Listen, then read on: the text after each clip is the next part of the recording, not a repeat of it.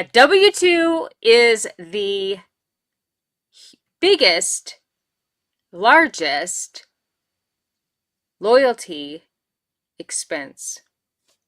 How did I word that? A W-2 is the most expensive loyalty program ever. All right, today's episode is on W-2, bankers. Okay, are you paying massive taxes? Here's how you flip it.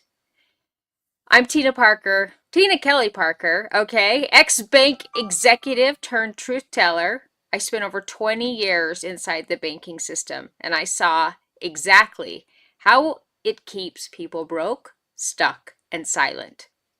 Now I'm pulling back the curtain. This is the Tina Parker Show, where faith meets finance, truth meets leadership, and discipline becomes your superpower. Every episode, I'm exposing what's happening behind the systems, controlling your money, your mindset, and your freedom. And I'll show you how to rise, rebuild, and take your power back, because the future belongs to the faith-fueled and the fearless. Welcome to the Tina Parker Show. The assignment starts now. Y'all ready? Let's turn it up. Let's turn it up. You guys ready to learn? Today's I have a little format I'm doing. Tuesdays are educational. How do you like that? It's educational. I like that. Yeah, I spent a long time in the banking system. I did. If you follow me on Instagram at the real Tina Parker, I share the whole thing, the whole story. And you know, I absolutely loved helping people. It was my favorite thing. I helped business owners. I had a team, a branch. I did indirect lending. I worked really close with dealers across the state of Utah. Absolutely loved it and crushed it. I'm grateful for that experience, and I had incredible mentors along the way. It was so valuable, and so anyway, I have nothing bad to say as far as that goes. It was great learning. It was great for my growth and where I am today. But it's time. I started learning some new things in 2015. And then I ended up starting a business, and but I stayed working while I was learning, and I just built on the side, in between, every time I had a chance, in between clients, in between calls. So anyway, 2017 is when I finally left, and I've never looked back. Bankers, this one is for you. You already know how money moves. You do. You get it. You're helping business clients, and you see them crushing it, or maybe right now they're not. Maybe they're struggling a little bit, but you understand money moves. Okay, you're helping them. They're coming to you with all their questions around finances, right? But do you know how the wealthy keep theirs?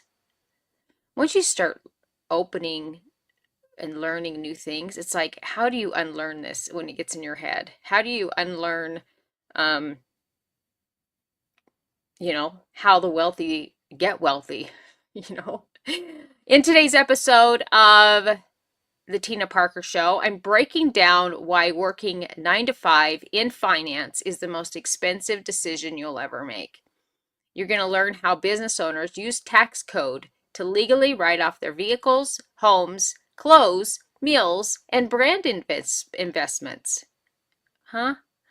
I know, as a banker, we didn't build our own brand. You couldn't be your own identity. You were a robot, okay? You had to do and behave exactly the way they told you to.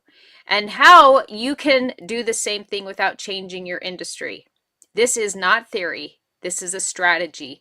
You can stay an employee and pay 40% in taxes, or you can build your own entity and play by the same rules as the elite.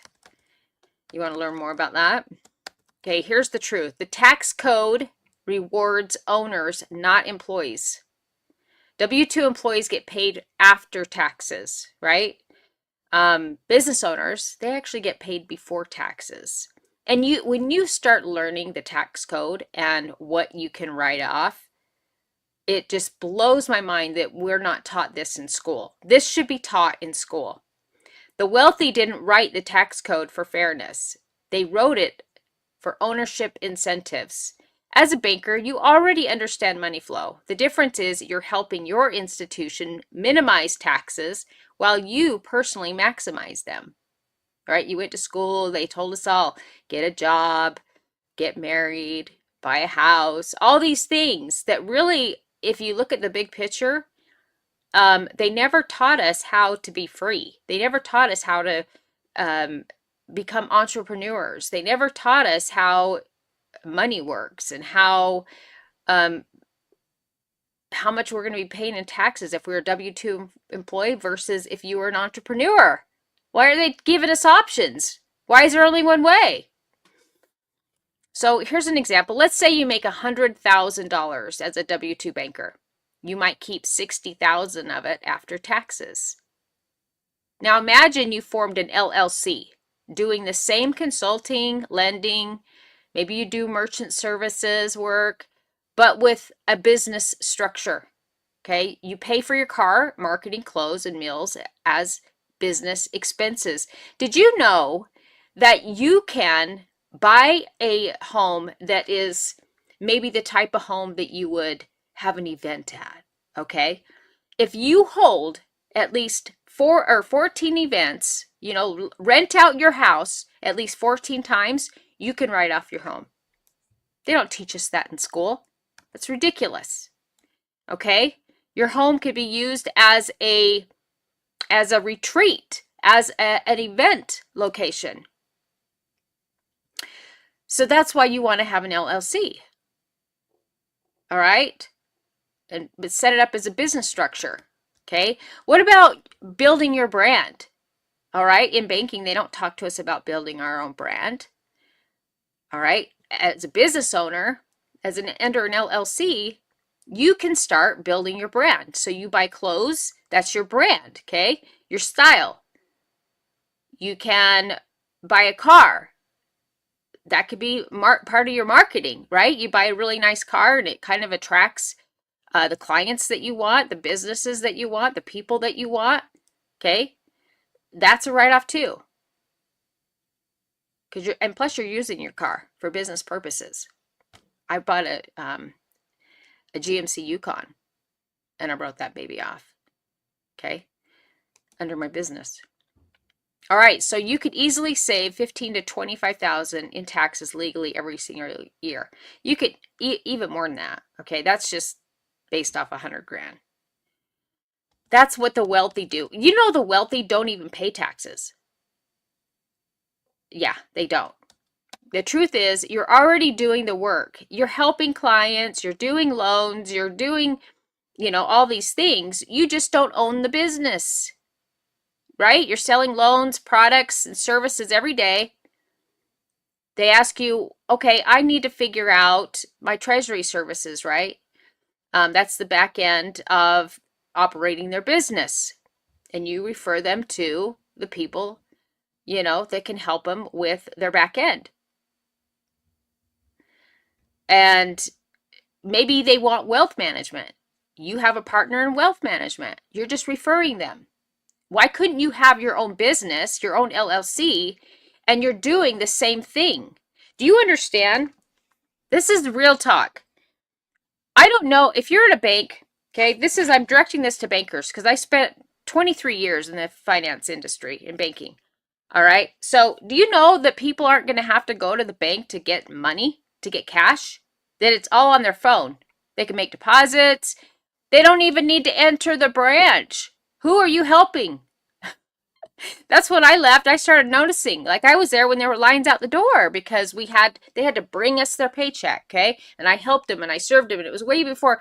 Then we got online banking, and I was setting up all these folks on online banking. I mean, I was back there in the day when it was busy, but things evolve.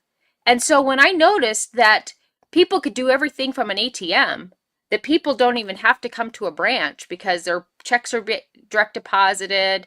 Now we're going to digital currency, and everything is, all their crypto, all their spending, everything is on the phone, right? So why would you be in a building that may not be there later? You know what I'm saying? Like, banks are collapsing. They're, in the end of all of this, you'll find there's mergers going on and everything, but you'll find there'll probably be like under 10 large banks. I think there could be five. Five top large banks. Everything gets consolidated. Okay? Don't be left behind. You got to get on top of this. Like, you could still be working at the bank, but you got to start figuring out your exit plan. You got to have a plan. So you're selling all these products and you're generating revenue for, you're prospecting, you're nurturing clients, you're generating revenue, but not for you. Okay? Banks take your production and profit and 10 times it through fees, interest, relationships. But what if you built your own version of that? A relationship bank of your own clients, referrals, and financial partners. You vet, right? Right now you have, I know because I was a banker, I had my preferred partners. So yeah, there were multiple people in wealth management, right?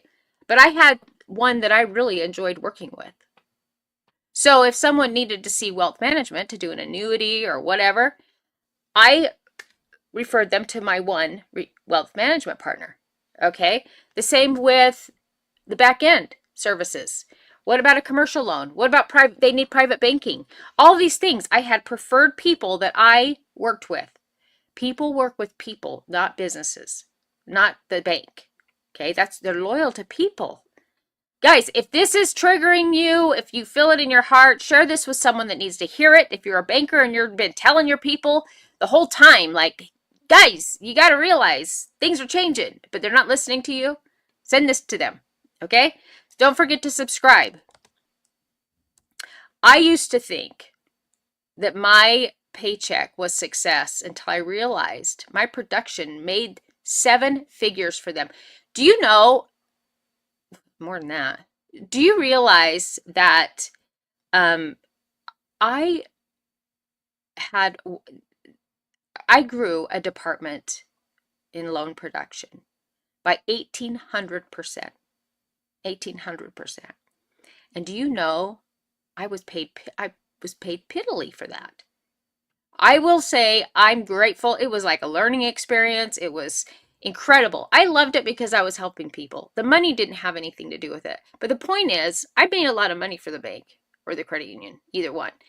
And I got paid pennies. Like, why not? I wish I knew, at the end of the day, I wish I knew all of this sooner. I wish I would have started my own business earlier. So if that makes sense to you, let me know. Put it in the comments. Okay. Oh, so when I switched being my own business, I kept my same skill set, but now I have the ability to write off all these things, okay? And the relationships all flow back into my ecosystem, right? That's the way you want to set it up. The truth is that business owners have power to reinvest. Employees have permission to survive. Who likes being in survival mode? I've been there a couple of times, and it's not fun. Okay? It's not fun. Do you like survival mode? Do you like being scared? If you're gonna, if you're a woman, okay, and you're just surviving, hopefully this has resonated with you.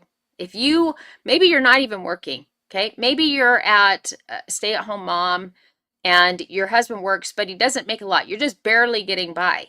I'm talking to you too. Like, you can build something from home and still still take care of your kids. You just don't know what opportunities are there. Stick around. I'm going to make sure you know. All right. So business owners decide where their money goes. Employees wait to be told. Ownership lets you recycle money, invest in marketing, mentorship, and growth before it's taxed away. Imagine being able to write off all your training. You go to a conference and you get to write off the conference, the meals, the room, all of that. Okay. You want to take someone out to eat? It's a business client or a prospect. You write it off. At the bank, it's like you get, you expense it, right? Well, the bank gets to write that off. Why can't you? Ownership, I already said that. This is how generational wealth is created, you guys. Not through a job title, but through control of your cash flow.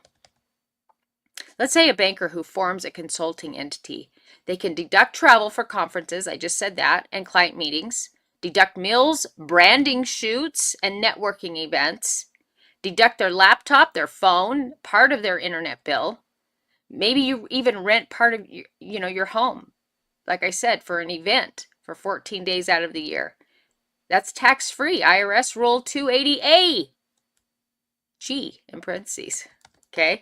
The same system that keeps people broke will reward you once you play its game. You don't need to quit your job tomorrow. I'm not saying that. Okay? You need to start building your entity today. You could set up your business name right now. If you have questions about how to do that, I did that all the time for my business clients. Okay? So it made it easy when I wanted to transition out. Okay? I set up my own businesses. You can run a side business legally while working your 9 to 5. Consulting, education, partnerships, affiliate lending, merchant services, coaching. It's endless, okay? Once your structure is set up, you begin operating as your LLC, not as an employee. I'm not telling you to burn your bridge. I'm not, okay? I'm telling you to build your own. Start with an LLC, open a business account, get an EIN, track expenses. Within 12 months, you'll realize you're sitting on a gold mine this whole time. All right? The shift is going to happen anyway. So you can choose right now whether you own it or you obey it. AI, automation, and digital currencies are redefining finance. Those who stay in W-2 will be the first replaced. Those who build entities will be ones hired by banks as strategic partners. Imagine if you could go in as a consultant and you are now a strategic partner of the banks. That's the new era, folks. That's why I started the Relationship Bank.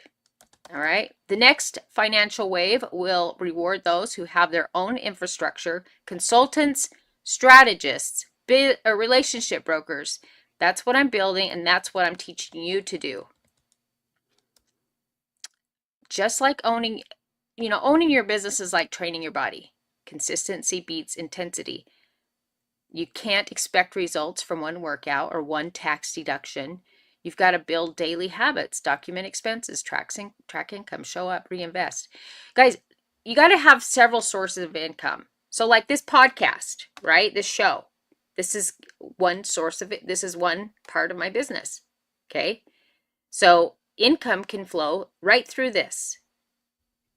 So if you understand, you can have a media stream of income. You can have your consulting income. You could have another income that is from fun, or something that you enjoy. That's, my fitness. That fitness has, been huge for me in my life. But you got to have 3 sources of income, at least, okay? And right now in this era, you got to have a brand. So, start thinking about that.